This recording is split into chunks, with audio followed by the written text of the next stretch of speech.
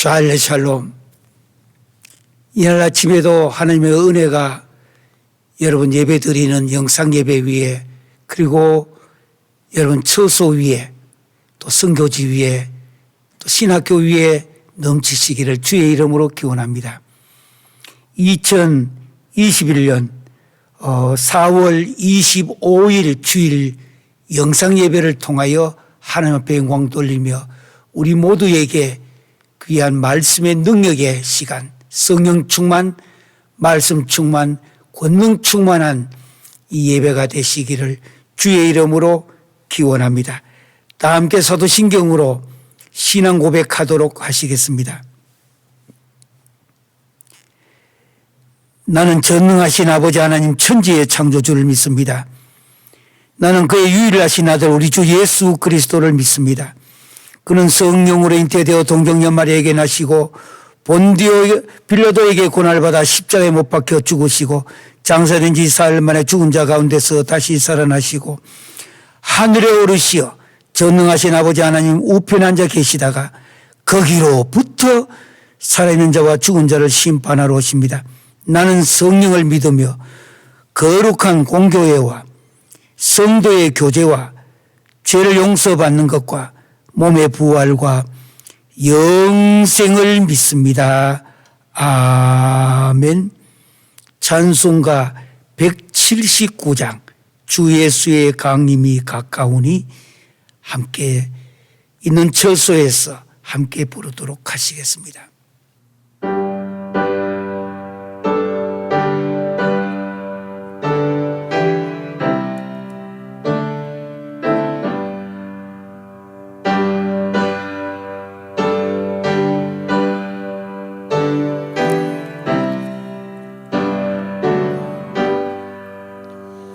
주 예수의 강림이 가까우니 저 천국을 얻을 자 회개하라. 주 성령도 너희 부르시고 무천사도 나와서 영접하네. 주 예수님 너희를 찾으시니 무심을 하면서 오지 않나. 온 세상 죄 담당 어린 양은 죄 많은 자 불러서 구원하네.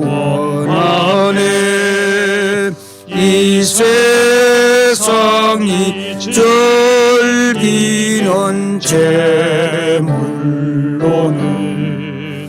내 근심과 고초를 못 면하리. 또 숨길 때 위로를 못 얻으며 저 천국에 갈 길도 못 찾으리.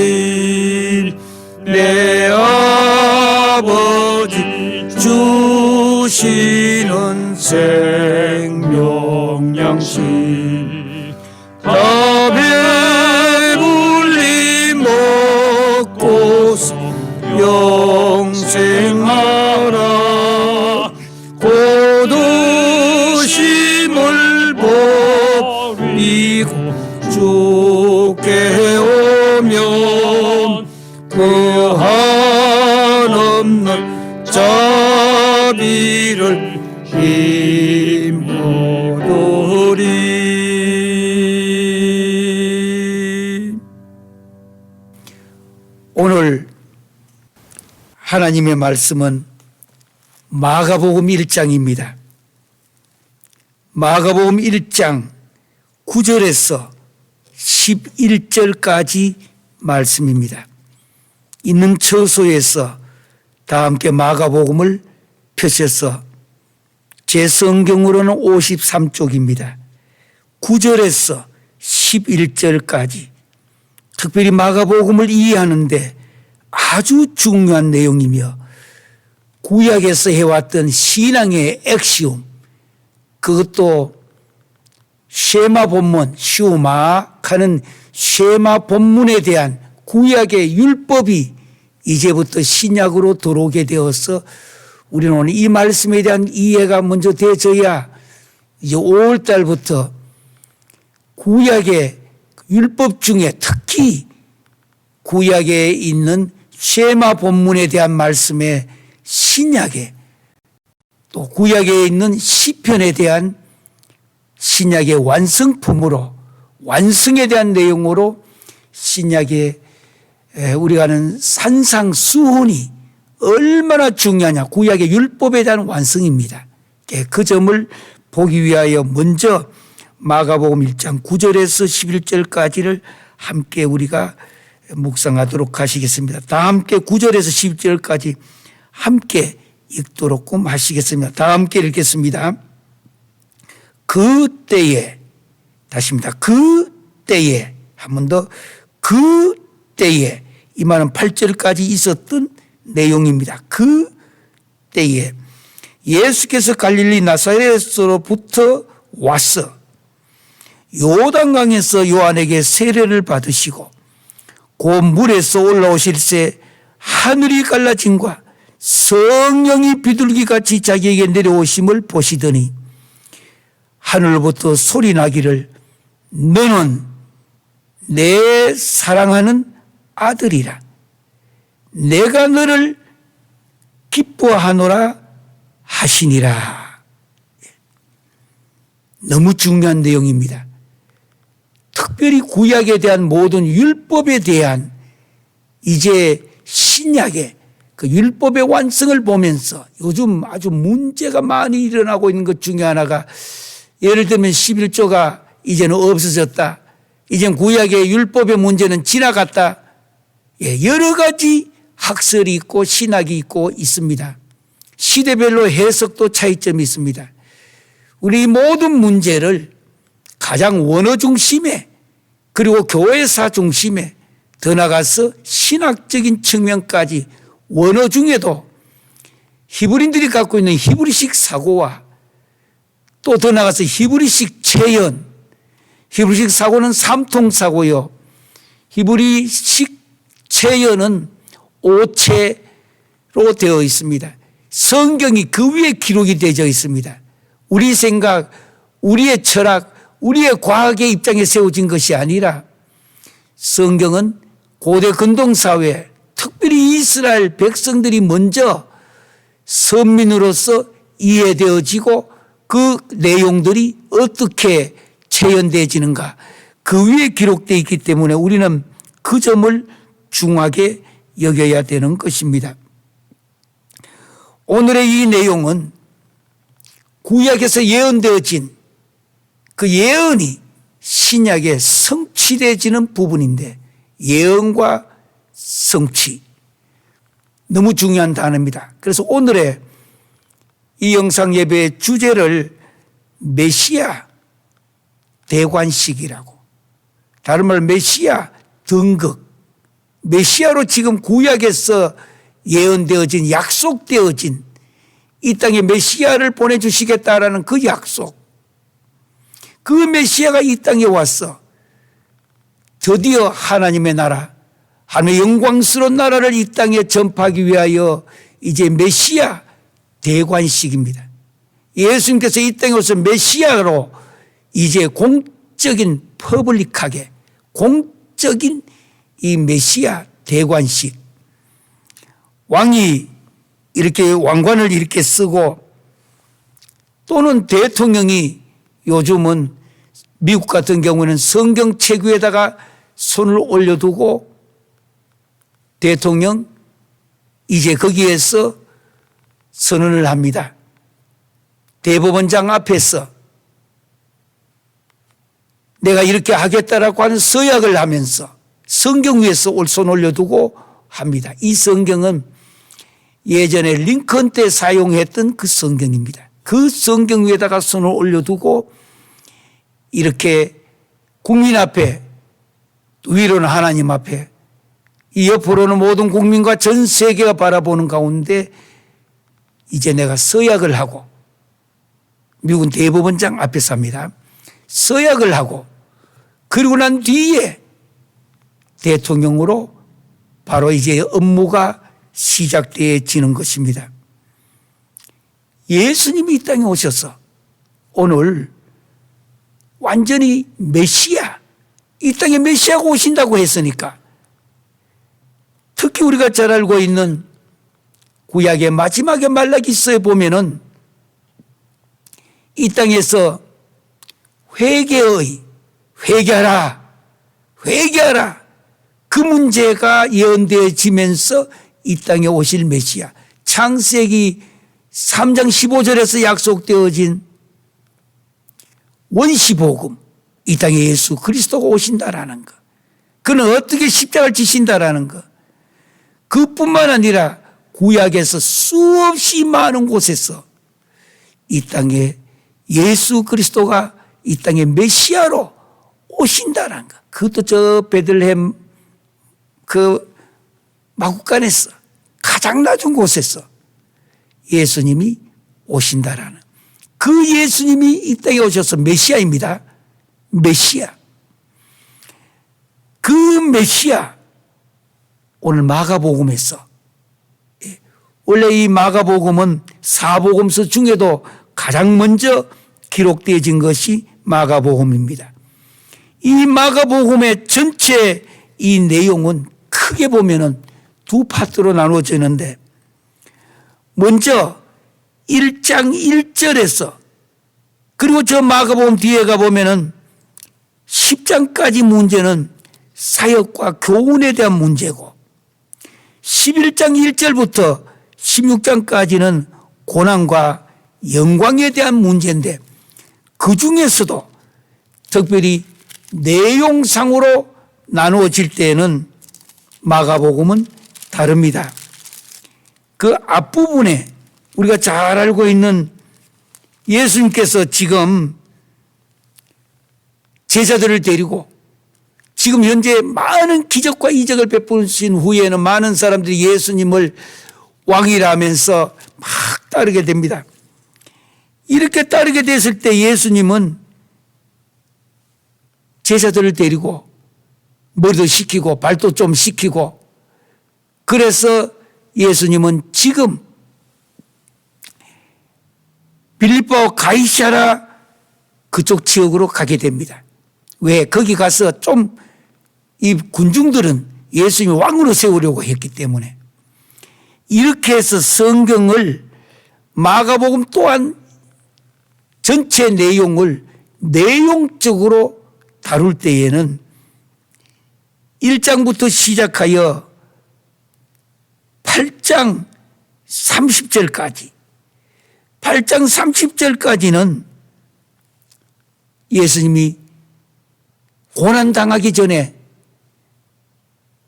순환이 있기 전에 앞부분이고, 그 다음 8장 31절부터 시작하여 16장까지는 순환당한 한 주간의 문제를 다루고 있습니다. 그래서 마가복음은 내용상으로는 순환당하기 전까지가 8장 30절까지 있고, 8장 31절에부터 시작하여 순환당한 한 주간의 내용이 마가복음의 거의 절반이 그 문제를 다루고 있습니다. 순환의 문제로서. 8장 31절에 보면 인자가 많은 고난을 받고 장로들과 대제사장들과 서기관들에게 버림받아 죽임을 당하고 사흘 만에 살아나야 할 것을 비로소 그들에게 가르치시니, 이 내용을 가르쳐서 메시아 비밀절이라고 말합니다. 훗날에 더 깊게 원전을 중심으로 우리가 한번 들을 것입니다. 그 8장 31절에 인자가 많은 고난받고 버림받고 다시 살아나는 것, 그러니까 고난, 버림, 십자가 죽임, 그리고 살아나는 것. 이것을 가르쳐서 복음이라고 말합니다. 복음의 내용이 뭐냐 물으시면은 고난, 버림, 죽임, 살아나는 부활. 요 8장 31절이 바로 메시아 비밀절이라고 말합니다. 주님이 친히 내가 이 땅에 온 메시아라고 하는 것을 그들에게 비로소 그들에게 가르치시되라고 31절 마지막에 말하고 있습니다. 그것도 빌립보 가이사라 여러 그 마을로 내려가실 때 제자들에게 묻습니다. 너희는 나를 누구라고 하느냐? 사람들마다 뭐 말할 때마다 세례 요한이라고 들어는 엘리야라고 들어는 선지자 중에 하나라고 말하는데 그럼 너희는 나를 누구라고 하느냐? 베드로가 대답하여 이르되 주는 그리스도시이다 라고 답변했을 때에 주님께서 자기의 일을 아무에도 말하지 말라 경고하시고, 아니 이렇게 대답 잘했는데 왜 경고했느냐? 워닝을 왜 주었느냐? 에페티메센이라는 말인데 이 경고했단 말은 베드로의 신앙 고백이 잘못된 거 아니에요. 주는 그리스도시요. 마태복음 주는 그리스도시요 살아계신 하나님의 아들이시다고 이미 교회에 예배를 드릴 때 사용하는 베드로의 신앙 고백이었습니다. 그러나 마가복음은 아주 단순하게 뼈대입니다. 주는 그리스도이시다. 그리스도시이다. 우리가 기다렸던 왕이라 이 뜻입니다. 우리가 기다렸던 메시아라는 뜻입니다. 잘못된 고백이 아니라 맞는 고백이었습니다. 그런데 왜 주님은 경고하시는가? 에페티메센 고함을 쳤습니다. 야, 니 지금 뭐라고 말하고 있느냐 이 말이에요. 이유는 신앙 고백 내용의 문제가 아니라 그의 마음속에 주는 그리스도시요 할 때에 주님이 우리가 기다렸던 메시아의 왕이다 이 말은 그 마음속에 욕심이 들어 있었습니다. 그래야 자기도 한 자리에 할 수 있잖아요. 그래서 주님은 오히려 에페티메센 경고하시다. 꾸짖었다 이 뜻입니다. 꾸짖었어요 오히려. 이 좋은 신앙 고백을 했는데도 꾸짖었다고 했습니다. 그때 사용했던 메시아. 오늘 마가복음 우리가 함께 생각하는 것은 1장 9절에서 11절까지 이제 계속해서 그쪽으로 나갈 것입니다. 그런데 앞서서 오늘 이 본문은 1장 9절에서 11절까지는 성경에도 네모칸을 쳐놓고 저도 이 성경에 여기에는 크게 빨간 것으로 이렇게 표시해 놨습니다. 그리고 네모칸을 치고 하이라이트까지 다 하고 붉은 줄로 다 해놨습니다. 그리고 옆에다가 글을 써두었습니다. 뭐라고 썼느냐? 메시아 대관식. 구약에 그렇게도 기다렸던 메시아가 신약에 언제 이 메시아로 퍼블릭하게 공적으로 언제 이 메시아가 등극식 대관을 했느냐. 오늘 이 본문의 내용입니다. 우리 한국 내용과 달리 원어는 대단히 중요합니다. 이제부터 우리는 이 9, 10, 11절을 가지고 메시아 대관식을 통하여 이 땅에 오실 예수님 메시아로서 오늘 등극을 하는 내용인데 이후로 예수님이 어떻게 살아가실 것인가. 깊은 신앙의 경지로 저 깊은 바다로 신앙의 바다로 우리 함께 한번 들어가 보시기를 바랍니다. 여기 9절입니다. 그때라고 하는 것은 선지자 이사야의 글에 보라 내가 내 사자를 내 앞에 보내니 그가 내 길을 준비하자 광야에 외치는 자의 소리가 있어 이르되 너희는 주의 길을 준비하라 그의 오실 길을 곧게 하라. 세례 요한의 사역이 1장 앞부분입니다. 마가복음에 구약 말라기서부터 약속되어진 회개의 복음을 전할 내용이 바로 이 내용입니다.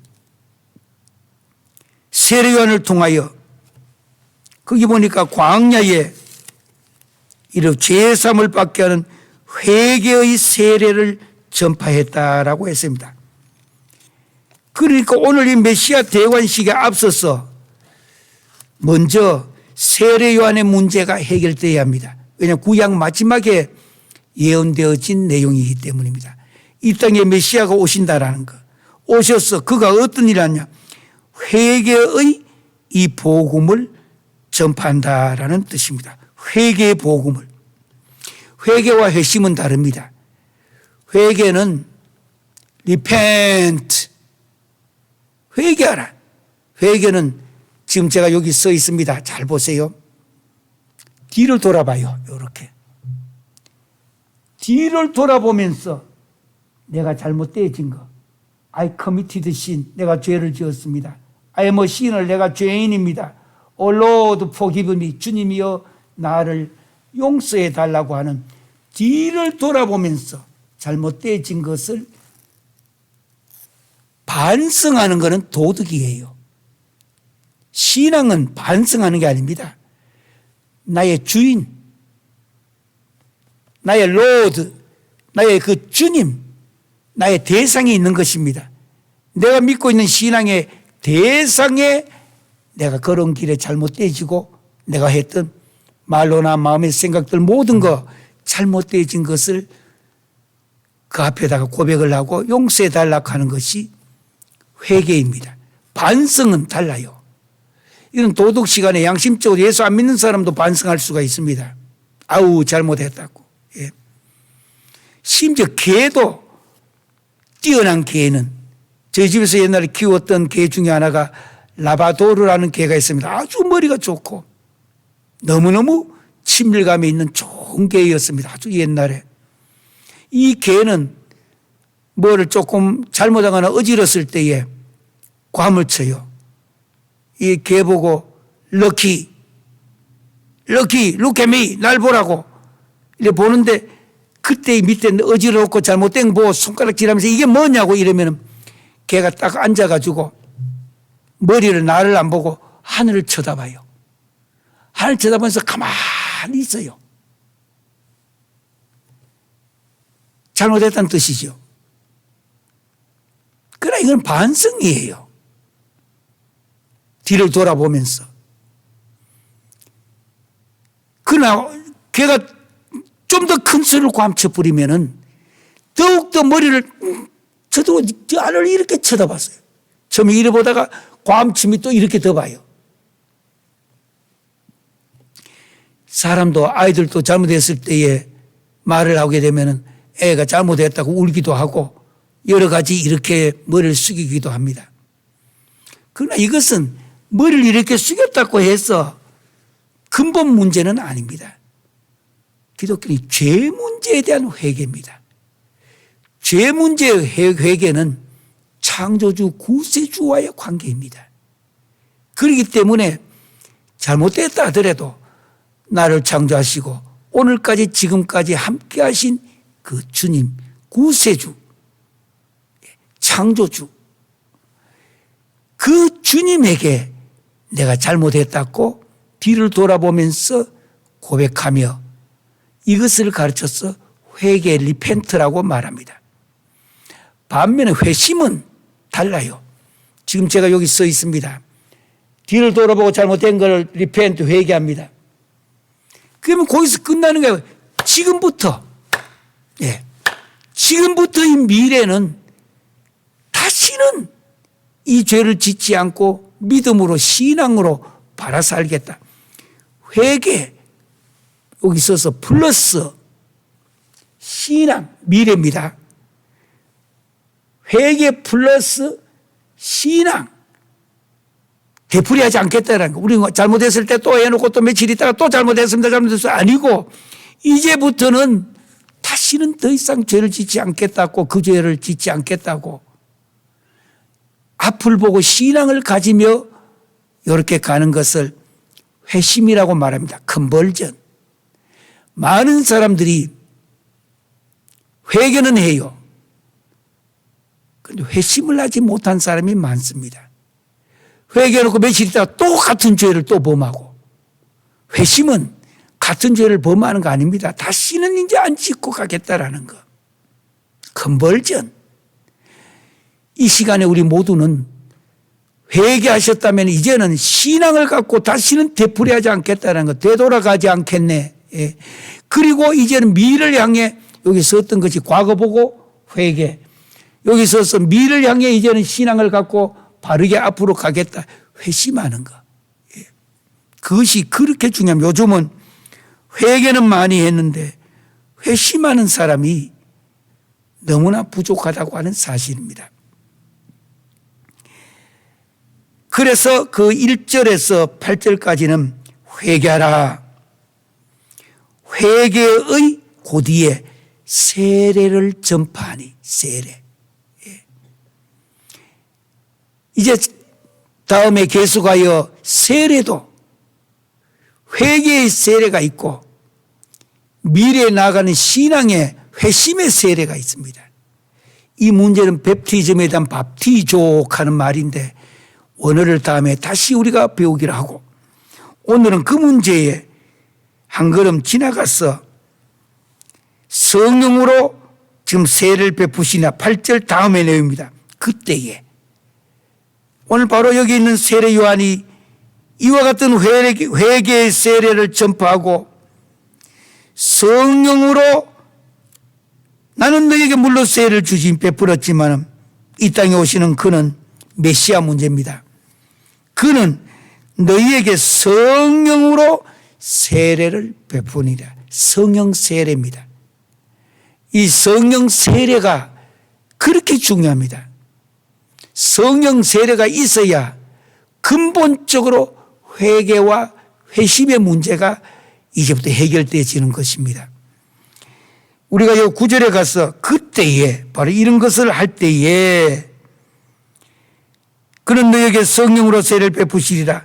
지금까지 복음을 전파하는 이건 마태복음 3장에도 나오고 누가복음 3장에도 나오고 요한복음 1장에 나오는 내용들입니다. 복음을 지금 세례 요한을 통하여 전하는 문제인데 이 내용은 구약에 있는 이사야에 있는 글에 대한 내용입니다. 이사야의 글에 그 나오는 이 내용들 또 한 걸음 더 나가면 뒤편에 가면은 말라기서의 3장에도 나와요. 이사야는 40장에 나오고 이 내용이 진행되고 있는 그 때에 그때를 삼각형을 쳐놓으세요. 그때에 9절입니다. 예수께서 갈릴리 나사렛으로부터 왔어. 예. 거기다가 오늘 마가는 예수님이 오신 그 장소를 이야기합니다. 갈릴리 나사렛으로부터 왔어. 이때 당시 나사렛은 가장 천대받던 왕따당한 지역이었습니다. 왜 여기다 나사렛에부터 왔느냐? 기억해 두십시오. 마가복음은 이제 출발되면서 저 16장까지 나가는데 계속해서 낮은 곳에서 높은 데로 올라가고 있는 내용들입니다. 가장 낮은 곳 나사렛으로부터 왔다. 아주 낮은 로어에서 하이어 한 걸음 두 걸음 마지막에는 갈보리 언덕 십자가까지 올라가고 있는 내용이 마가복음입니다. 기억해 두세요. 가장 낮은 데서 높은 데로. 기독교의 출발이 어딘지를 우리는 알고 있어야 됩니다. 기독교는 처음부터 고관 대신 왕궁이 아닙니다. 기독교는 무슨 기존 무슨 이런 것이 중심이 되어지는 것이 기독교가 아닙니다. 가장 낮은 곳에서. 아니 예수님께서 오셔서 그 우물가의 여인을 만날 때에 요한복음 4장에 보면 이런 말씀이 납니다. 그 여인과 사마리아로 가다가 우물가의 여인 거기에 그대로 앉으시니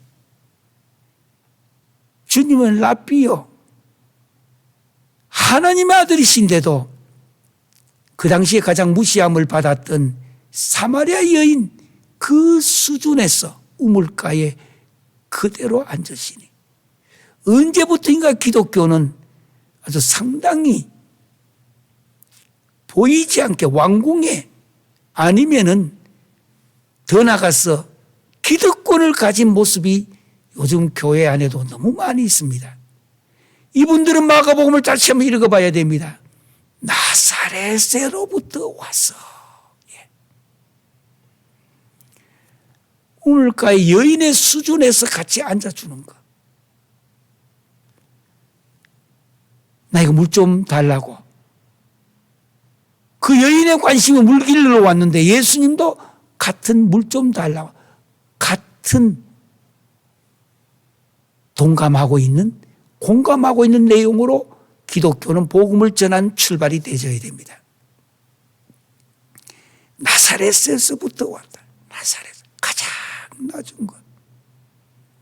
뭐 시대가 변화해서 양복을 입고 그걸 문제를 이야기하는 거 아닙니다. 좀 무슨 고급스럽게 무슨 넥타이를 맸다. 그 이야기를 지금 하려고 하는 것이 아닙니다. 기독교의 신앙의 출발이 나사렛에서부터 왔다. 이게 마가복음의 출발점이에요. 나사렛에서부터. 가장 낮은 곳. 남들이 봐서 귀하게 여기지 아니하는 것. 신약 성경 복음서를 계속 읽어 나가 보면은 예수님께서 위대한 어떤 사역과 위대한 복음을 전할 때의 중간 매체를 보면은 그 당시에 가장 버림받았던 주로 사람들을 사용하십니다. 왕궁에 있는 사람 불러내가 사용하는 게 아니라 가장 낮은 쪽에 있는 사람들. 기독교는 이것 때문에 2000년 동안에 이렇게 부흥하고 발전했던 것입니다. 나사렛으로부터 왔다. 예. 오늘 메시아 대관식을 이야기하는데 메시아가 지금 신약에 구약에 약속되어진 메시아가 등극식을 하는데 오늘 마가는 나사렛에서부터 왔다는 걸 이렇게도 강조를 하고 있습니다. 이 메시아가 누구냐? 그의 출발점이 가장 버림받고 가장 당시에는 아무도 거들떠보지도 않았던 나사렛으로부터 왔다. 이 시대의 교회가 이 코비드-19 팬데믹 시간에 교회가 다시 한번 뒤를 자신을 돌아봐야 될 시간이 아닌가. 나사렛으로부터 왔다. 교회도 언제부터인가 헌금 많이 하고 교회 와서 뭔가 얼굴 명예 권세에 있는 사람들 더 높게 보고 그게 교회가 아닙니다. 일반 사회도 그런 거 할 수가 있어요.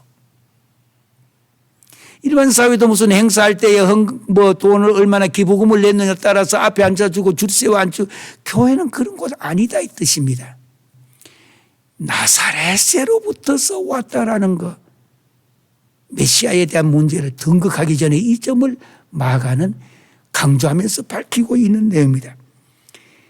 그 다음에 9절 보니까 요단강에서 요한에게 세례를 받으시고 여기에 세례를 받으셨다라는 이 말씀은 당신은 물속에 들어가고 잠기는 겁니다. 그 다음 그 물속에서 나오는 겁니다. 새 사람 그 부활되는 내용입니다. 들어가고 새 사람으로 부활되는 거, 잠기고 나오고 여기 바로 말은 뵙티즘, 밥티조라는 세례를 의미하고 있는 문제입니다. 교단별로는 하는 방법의 차이가 있습니다. 그러나 핵심은 다른 거 아닙니다. 내가 씻고 죄를 씻고 주님과 연합한다. 밥티조, 씻고 연합한다. 방법론에는 차이가 있지만 핵심은 그 문제입니다.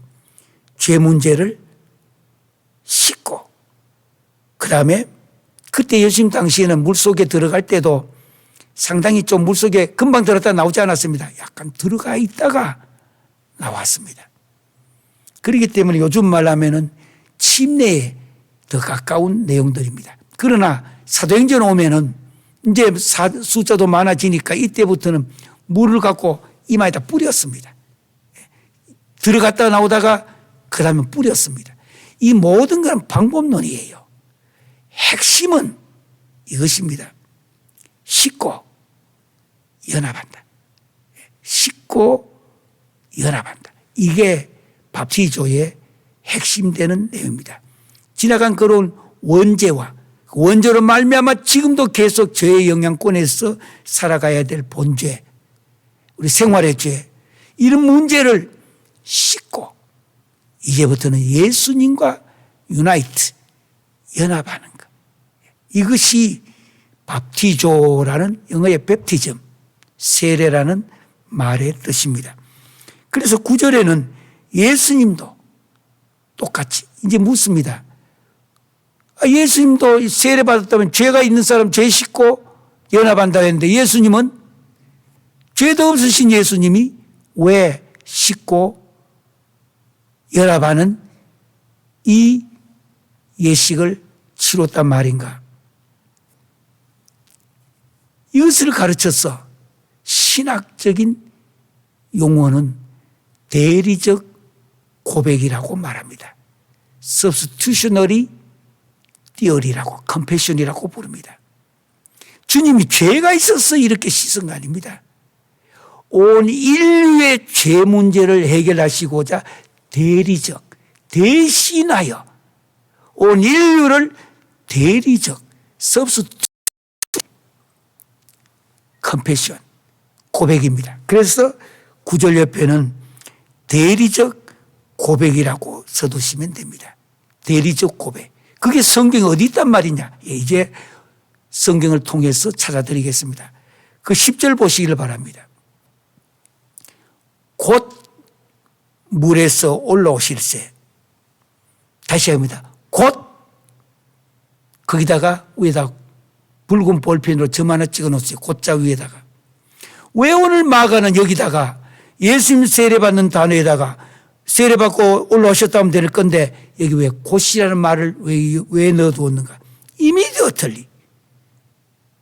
밥티조, 세례를 받는데 뵙티즘, 밥티조 하는데 왜 이 10절에다가 곧, 제가 더 짧게 둘 겁니다. 여러분들이 기억하시라고. 곧! 예, 곧! 한 번 더, 곧! 중요한 단어입니다, 이게. 왜 예수님께서 이렇게 이미디어틀리 물에서 올라오실까? 당시에는 물에 세례 받을 때 물속에 이렇게 들어갔다가 조금 물속에 들어 잠겼다가 좀 있다가 나와야 돼요. 그런데 예수님께서는 곧 물에서 올라오셨다. 이제 여러분들 이미 짐작해 갈 겁니다. 죄가 없으시다는 걸 강조하려고. 죄 있는 온 인류를 대신하여 대리적 substitutionary 대리적 confession 고백이라는 것. 주님이 이렇게 세례 받으신 건 죄가 있어서 받는 거. 우리 인간은 다 죄가 있습니다. 그건 온 인류의 죄 문제를 주님이 대신하여 substitutionary 대리적 고백을 하며 세례를 받으셨다라는 것. 인간의 모든 사람의 죄 문제를 그 말이 성경에 어느 단어가 곧 이 말을 강조를 하는 것입니다. 곧. 이거 없었으면은 예수님도 무슨 죄도 좀 있단 말인가? 아닙니다.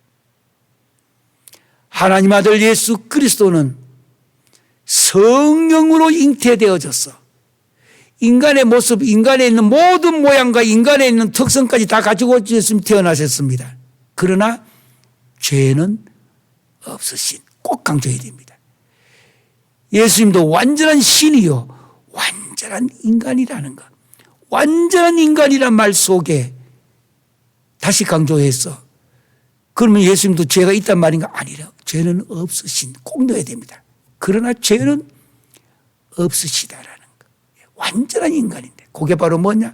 세례는 받으신데 그 뒤에 곧 물에서 올라오셨다. 곧 물에서 올라오셨다. 평생의 귀에 이 소리가 들려야 됩니다. 그래서 예수님은 완전한 신이시며 완전한 인간인데 예수님도 가시 찔리면 손이 아팠고 요도 굴있고 날아가는 새도 보금자리가 있는데 인자는 머리 둘 곳도 없다고 주님도 이 외로운 단어를 사용합니다. 주님도 아픈 사람을 보면은 주님도 그 마음이 아파가지고 민망히 여기서 아픔을 같이 겪었다는 뜻입니다. 우리가 똑같은 이 아픔이에요.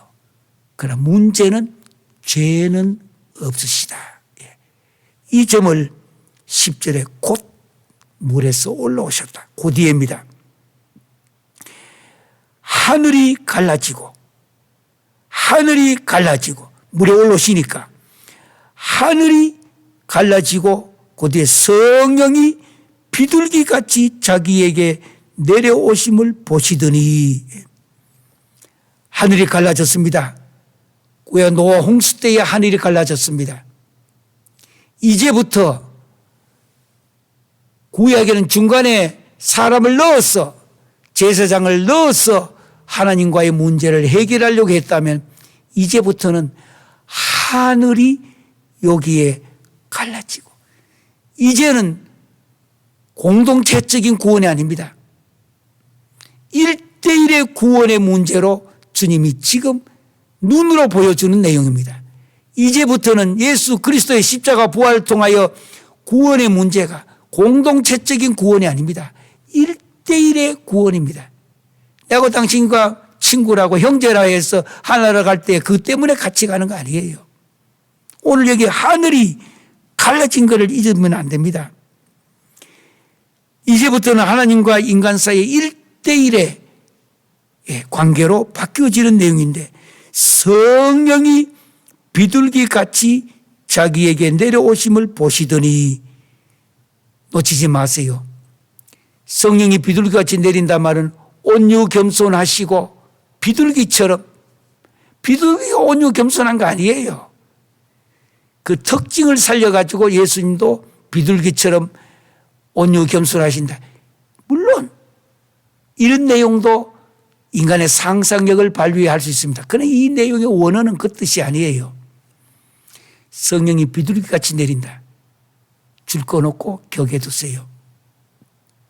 메시아 대관식을 이제 보여주기 시작하는데, 미국은 대통령이 취임할 때 보면은 독수리 문장을 뒤에다가 독수리를 탁 문장을 그려놓고 대통령으로, 왕으로 이제부터 권한이 주어집니다. 국민으로부터 주어진 권한이에요.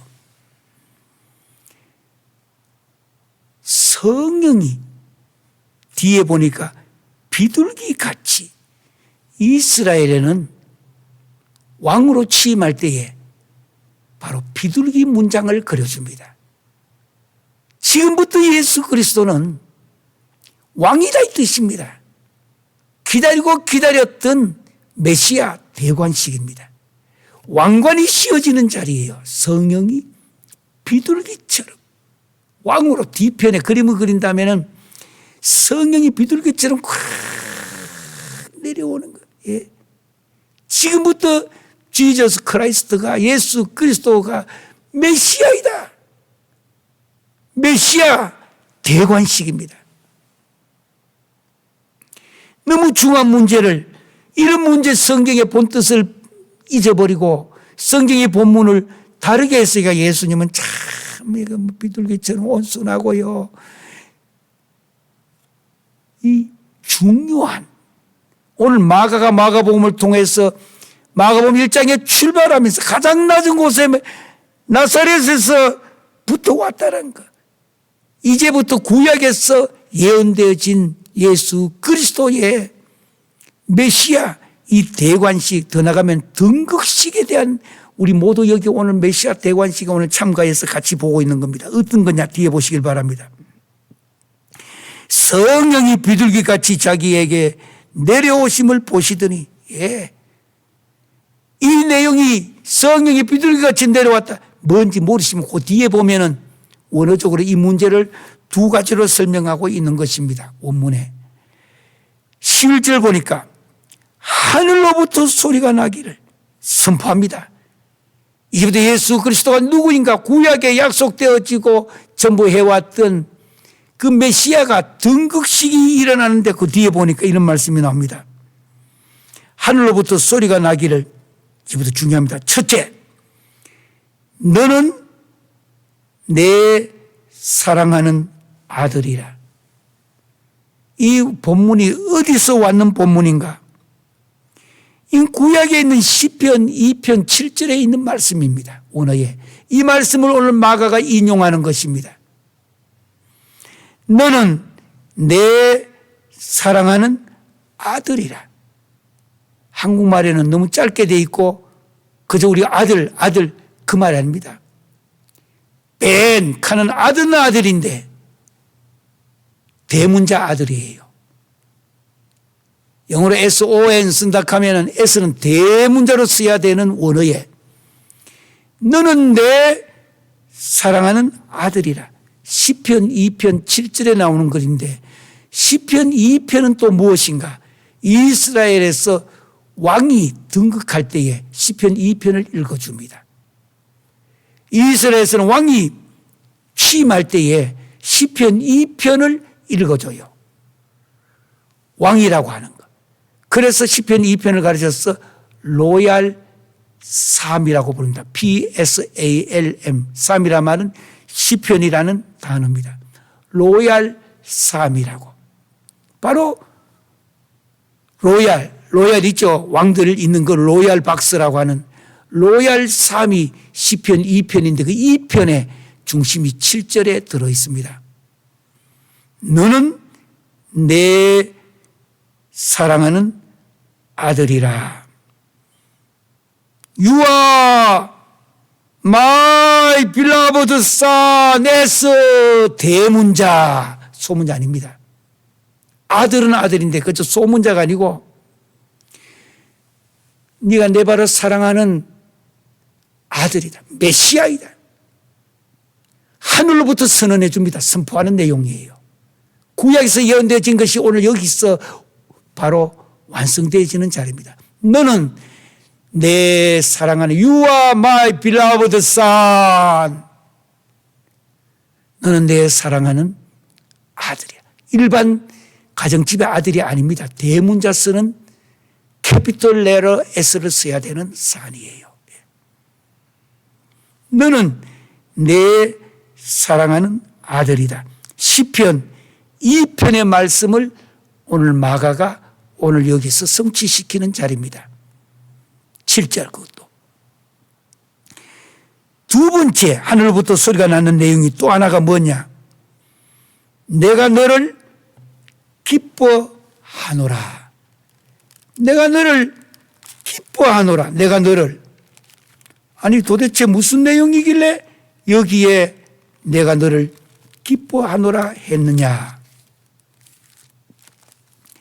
이 말의 뜻은 이사야 42장 내용입니다. 이게 이사야 42장 1절에 있는 말씀의 원어를 가지고 오늘 누가가 여기다 쓰고 있습니다. 격에 두고 메모해 두세요. 앞에 너는 내 사랑하는 아들이라 할 때 S는 대문자 써서 일반 아들이 아닙니다. 하나님 바로 신을 의미하는 단어이고 그것은 말씀드린 대로 시편 2편에 있는 말씀이고 로얄삼 그 중에도 7절에 있는 말씀이고 그다음 두 번째 하늘로부터 소리 났던 이 내용은 무슨 내용인가? 이사야 42장 1절에 있는 말씀을 히브리 원어를 갖고 여기다가 헬라어로 요약해서 쓰는 말입니다. 내가 너를 기뻐하노라. 오늘 참 중요한 말씀이에요. 메시아 대관식을 우리가 꼭 격에 두셔야 됩니다. 여기에 내가 너를 기뻐하노라. 이 말은 이사야 42장 1절에 보면 이런 말씀이 나옵니다. 내가 붙드는 나의 종, 내 마음에 기뻐하는 자. 요 히브리 원어를 여기다 기록해 둔 거예요. 이사야 42장 1절입니다. 꼭 메모해 두세요. 내 마음에 기뻐하는 자, 곧 내가 택한 사람을 보라. 내가 나의 영을 그에게 주었은즉 그가 이방에 정의를 베풀리라. 내 마음에 기뻐하는 자. 예. 이걸 가지고 원어는 길게 되어 있는 원어를 짧게 여기다가 인용해서 마가가 사용하고 있는 것입니다. 내가 너를 기뻐하노라. 왜? 내 사랑하는 종이라고 했습니다. 그 앞에는 너는 내 사랑하는 아들이 할 때 왕으로서 왕관을 쓰는 왕으로서 오신 메시아를 지금 이야기합니다. 왕으로서 오셨다. 왕으로서. 메시아는 메시아인데 이 머리에다가 이렇게 미안합니다. 이건 내 왕관이 아니고 이건 내 지금 마스크인데 이 머리에 왕관을 씌웠는데 첫 번째 선언이 왕으로서 오신 메시아를 이야기합니다. 왕으로서 오셨다. 킹십이에요. 왕으로서 오셨다. 두 번째 하늘로부터 메시아 등극식 할 때 하늘로부터 내려온 음성은 내가 너를 기뻐하노라. 왜? 종으로서 오셨다라는 거예요. 종으로서. 종으로서 오셨다. 왕으로도 오셨고 또 하나는 종으로서 오셨다라는 거. 종으로서 오셨다.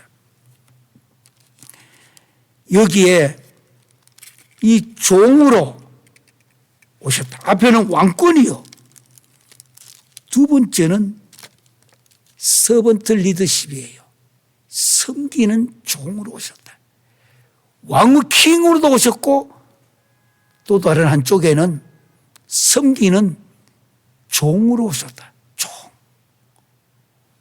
특별히 마가복음은 섬김을 더 강조해서 송아지 복음이라고 부릅니다. 소처럼 섬기는 메시아 등극을 하는데 처음부터 두 가지입니다. 하나는 왕으로 오셨다. 하나는 종으로서 오셨다. 두 가지 이 직분을 메시아 등극식 할 때 하늘로부터 들려온 음성이에요. 그런데 마가복음은 특별히 왕으로서 오신 메시아의 내용을 기록한 것이 아니고 지금 이후로는 이 땅에 오신 메시아는 종으로서 오셨다. 섬기러 오셨다. 서번트 리더십. 제가 한 40년 가까이 전에 박사학위 논문 중에 하나 썼던 것이 섬김의 리더십이라고. 서번트 리더십이라고. 그 이전까지 예수 그리스도는 왕권, 권위 이쪽을 강조했는데 그 후로 10년도 안 지나서 섬김이란 단어가 신학교와 교회에 많이 쓰게 되었습니다. 이제는 섬기란 말 너무 쉽게 썼지만 예전에는 그런 말 못 썼습니다. 예수하면 권위가 있고 하늘부터 들려온 첫 번째는 왕으로서 오신 메시아 맞습니다. 킹십이에요. 특별히 마태복음 같은 경우에는 왕으로서 오셨다. 그러나 마가복음은 달라요. 종으로 오셨다. 이사야 42장 1절에 있는 말씀을 선포합니다. 하늘에서 두 가지 선포가 있었는데 왕으로 오셨다. 이거는 시편 2편 7절이라 했습니다. 반면에 이사야 42장 1절에 있는 말씀으로 종으로 오셨다. 설번트. 마가복음은 킹 쪽보다가 설번트 리더십을 주님이 걸어가신 길 전부 다를 이쪽을 강조합니다. 10장에 가면 인자가 온 것은 섬김을 받으러 온 것이 아니라 not to be served. 섬김을 받으러 온 것이 아니라 but to serve. 섬기기 위하여 오셨다. 그래서 마가복음은 끝없이 강조되는 메시아 대관식 등극식에 결론은 섬김이라는 이 단어로 매듭을 짓게 됩니다. 주님은 또한 그 길로 걸어가시게 됩니다.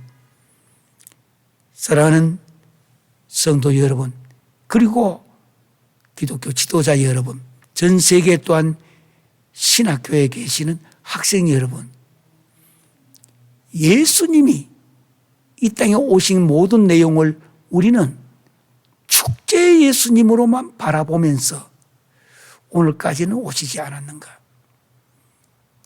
자칫 기독교가 귀족에 보이지 아니하는 가진 자, 권세 있는 자, 물질이 많은 자, 그것도 필요는 해요.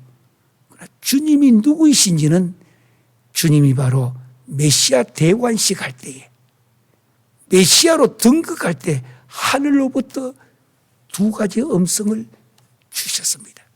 첫째 하나가 왕으로서 오셨다. 두 번째는 종으로 오셨다. 그런데 주님이 마가복음에는 걸어가신 길은 왕이시지만 종으로 살았다. 섬기는 것. 섬기는 것으로 살아가셨다. 오늘 이 메시아 대관식을 생각하면서 마가복음 1장 9절에서 11절까지를 특별히 주의 귀한 사역을, 소명이란 말은 부르심이에요. 부르심을 받은 자가 그 다음에 주님께서 나에게 맡기심을 사명이라고 해요. 소명은 부르심이고 맡기심은 사명이에요. 우리 각자마다 저마다의 그릇대로 사명을 주셨다면 이 사명의 바탕이 주님이 어떻게 걸어가셨는가, 주님은 어떻게 사셨는가, 근본 문제가 출발점이 확실해야 합니다. 아무리 하나님의 일을 한다 하더라도 내가 영광받기 위하여 뭔가 세상에 어떤 상급받기 위해 하는 거 아니에요. 그건 하늘나라 가면 하나님이 준비 다 해 두셨습니다. 내가 이 땅에 살아갈 때에 주님은 어떻게 사셨는가, 그럼 나도 어떻게 살아야 할 것인가. 오늘 메시아 등극식을 통해서 다시 한번 이 세 절 안에 위대한 신학과 진리가 이 안에 들어있다고 하는 것. 메시아 등극식을 날마다 읽으시면서 조금이라도 내가 영광받고 좋은 의자 위에 앉을 생각이 오거든 재빨리 나를 딱 잡고 마가복음 1장 9절에서 11절까지 다시 한번 돌아가셔서 예수님은 어떻게 사셨는가. 왕이시면서도 오히려 종으로 섬김의 삶을 살았다는 것을 기억하시기를 바랍니다. 이 시간에 제가 기도를 한번 해드리고 축도로 오늘 이 영상 예배를 마치겠습니다. 주님 감사합니다. 저마다 현지에서 또 여러 곳에서 지구촌 곳곳에서 맡겨진 이 사명대로 주님이 친히 부족하나마 아무것도 아닌데도 불러주셔서 부르심이 있게 하시고 이제는 맡기심을 주셔서 저마다 하나님의 영광스러운 나라 더 킹덤 오브 갓 마이트 비 엑스펜디드 하나님의 나라가 확장되는 일에 사용하게 하시니 감사합니다. 오늘 메시아 등극식을 기억하면서 그때에 저 나사렛에서부터 와서 가장 낮은 곳에서 그리고 주님은 죄가 없으신데도 온 인류의 죄 문제 해결하시기 위하여 대신하여 substitutionary compassion 세례를 받게 하시고 곧 물에서 올라오셨는데 하늘로부터 소리가 들렸는데 하늘부터 선언이 있는데 첫 번째가 너는 내 사랑하는 아들이라 킹십 왕권을 이야기하시고 내가 너를 기뻐하노라 이사야 42장 1절에 나오는 종의 모습을 보신 거 감사합니다. 그런데 이 마가복음은 끝까지 지금부터는 종의 모습으로 주님이 살아가신 것을 우리에게 보여주고 계십니다. 우리도 메시아 등극식을 볼 때마다 때로는 내 마음이 우쭐해지려고 할 때마다 빨리 마가복음 1장 9절에서 11절까지 또 한 번 묵상하게 하셔서 주님 걸어가신 그 길을 따라가게 하여 주시옵소서. 지금은 우리 주 예수 그리스도의 은혜와 아버지 하나님의 극진하신 사랑과 성령님의 감동과 만대주 치유교통하신 역사가 메시아 등극식을 바라보며 나도 서번트 리더십 섬김의 종으로 살아가기로 결심하는 사랑하는 귀한 성도들과 또한 귀한 목회자들과 교수님들과 신학교 학생들과 또 주의 사역을 위해 결심하고 가는 모든 사역자들 위해 이제부터 영원토록 함께할지어다. 아멘.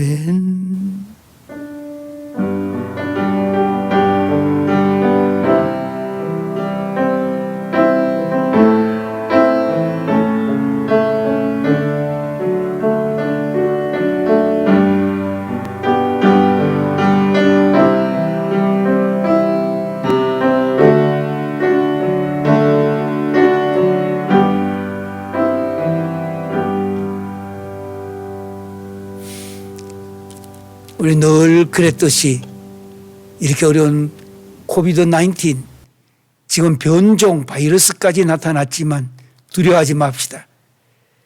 하나님이 우리와 함께 하시고 있는 것도 없게 하시고 없는 것도 있게 하신 예수 그리스도의 능력이 여러분과 함께 하실 줄 믿습니다. 우리가 다 함께 정말 감사합니다.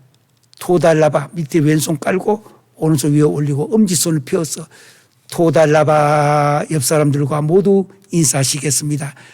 토달라바